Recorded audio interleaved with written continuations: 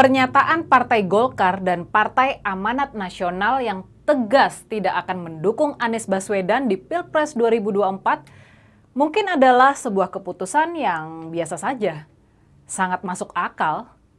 Tidak mungkin dua partai pendukung pemerintah berbalik arah mendukung kampanye yang mempromosikan perubahan.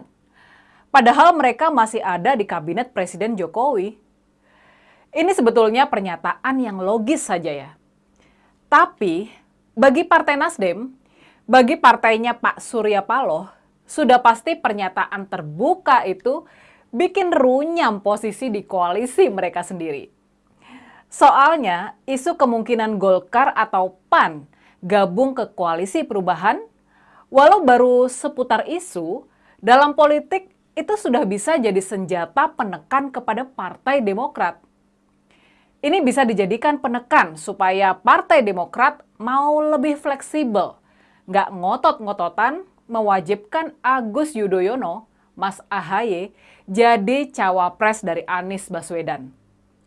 Sekarang dengan munculnya pernyataan dari Partai Golkar dan PAN yang tidak mungkin gabung ke koalisi perubahan, posisi tawar Demokrat kembali menguat. Kalau Mas AHY tidak dipinang jadi cawapres Anies, Demokrat bakalan mundur dan otomatis koalisi perubahan bubar. Gimana? Sekarang paham kan kenapa Pak Surya Paloh walaupun terkesan kalem di depan media, dia mestinya mencak-mencak sama pernyataan Partai Golkar dan PAN yang seharusnya nggak diumumkan secara terbuka seperti itu. Tanpa kartu kemungkinan Golkar dan PAN gabung ke koalisi, Partai Nasdem nggak bisa lagi nekan Demokrat. Malah sebaliknya, Demokrat yang sekarang posisinya di atas angin. Ketemu lagi dengan saya, Rini Budoyo, di Hot Topic. Hanya di kanal YouTube 2045 TV. Ikut komando Jokowi, dukung dan menangkan Ganjar Pranowo.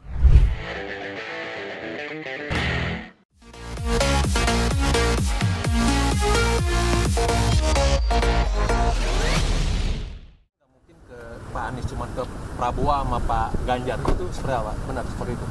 Itu sangat benar. Sangat benar. Yang pasti nggak mungkin ke Anies. Nggak mungkin kan? Ya, siap. Pemilihan Presiden 2024 sudah tinggal sekitar setengah tahun lagi. Memang dalam politik jangka waktu 6 bulan adalah jangka waktu yang masih sangat lama. Banyak kemungkinan yang masih bisa saja terjadi. Perubahan-perubahan dan kejutan-kejutan di saat-saat akhir masih mungkin terjadi. Tapi masalahnya, nah ini masalahnya. Masalahnya adalah kita menghadapi pemilihan umum yang bakal melibatkan sekitar 200 juta pemilih. Ini angka yang sangat besar sekali.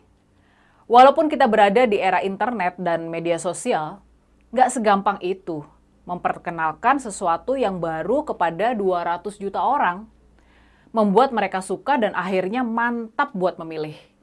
Ini pekerjaan besar yang butuh usaha keras dan juga waktu. Ini butuh waktu yang panjang. Sungguh nggak gampang menggeser dukungan dari 200 juta pemilih. Makanya sebagaimana PKB terus mendesak Pak Prabowo buat mengumumkan cawapresnya, Partai Demokrat juga mendesak Anies Baswedan buat lebih gesit dalam menentukan pilihannya. Selama sosok cawapres belum ditentukan, semua pihak bakalan berada dalam posisi wait and see. Nggak ada yang bergerak, nggak ada yang bekerja. Semua pihak menunggu dalam frustasi. Sementara itu di pihak lawan, di pihak Ganjar Pranowo, dia bisa melakukan konsolidasi partai dan relawan dengan cukup solid dan rapi. Dan bukan tidak mungkin, Ganjar bisa melakukan serangan kilat lagi dengan mengumumkan cawapresnya jauh-jauh hari sebelum masa pendaftaran ke Komisi Pemilihan Umum, yakni antara tanggal 19 Oktober sampai 25 November 2023. Ini supaya mereka punya banyak waktu buat konsolidasi dan sosialisasi. Dan bila ini terjadi, bisa jadi kubu Prabowo dan Anies bakalan gelagapan merespon langkah kuda kubu Ganjar. Dan bukan Nggak mungkin. Bakal terjadi kepanikan yang akhirnya bakalan membuat koalisi mereka bubar jalan.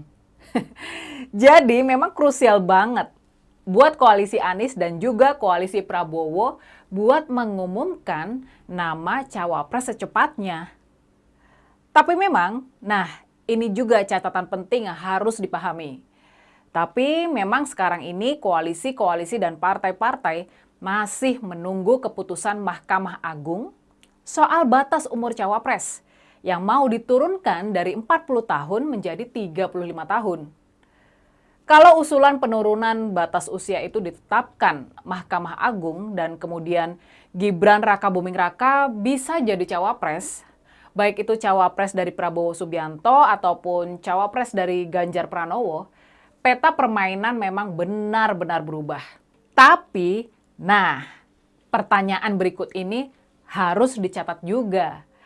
Siapa yang bisa menjamin Presiden Jokowi setuju kalau anaknya, Gibran, yang baru menjabat wali kota selama 3 tahun, yang baru memimpin kota dengan jumlah penduduk sekitar 600.000 jiwa, siapa yang bisa menjamin Presiden Jokowi setuju dengan ide gila ini? Sejauh ini dari pernyataannya kepada media, sudah jelas kalau Presiden Jokowi tidak setuju dengan usulan itu. Alasannya cukup simpel dan logis. Gibran belum cukup pengalaman.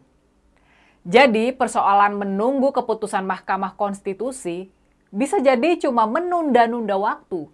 Menunda-nunda keputusan yang bisa jadi bakal fatal karena mempersempit waktu sosialisasi yang sekarang saja sudah cukup pendek. Apalagi buat kubu Anies yang nggak mungkin bakal melamar Gibran menjadi cawapres. Buat apa mereka ikut-ikutan menunggu keputusan Mahkamah Konstitusi yang justru bakalan memperpendek masa konsolidasi dan kampanye mereka? Tapi, masalah di pundak Anies memang nggak ringan. Kengototan Partai Demokrat mencawapreskan AHY membuat koalisi perubahan di ujung berantakan. Kalau duet Anies AHY jadi dideklarasikan, bisa dipastikan mereka bakalan kalah telak di putaran pertama Pilpres.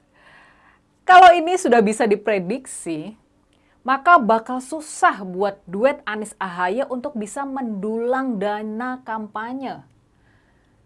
Bagaimanapun juga, logikanya sederhana saja. Siapa yang mau buang-buang duit untuk menyumbang kampanye yang pasti gagal? Jadi gimana? Sejak deklarasi pencapresan Anies 10 bulan lalu, dan 10 bulan adalah kurun waktu yang sangat lama dalam politik, ternyata koalisi perubahan masih jalan di tempat. Sementara itu hasil survei Anies malah terus melorot. Ya apa mau dikata, posisi Pak Surya Paloh benar-benar runyam. Itu aja juga didengerin. Soal ada 2 WNI yang disandra di Myanmar. Pertama umur, yang kedua baru 2 tahun aja jadi wali kota. Yang logis saja lah.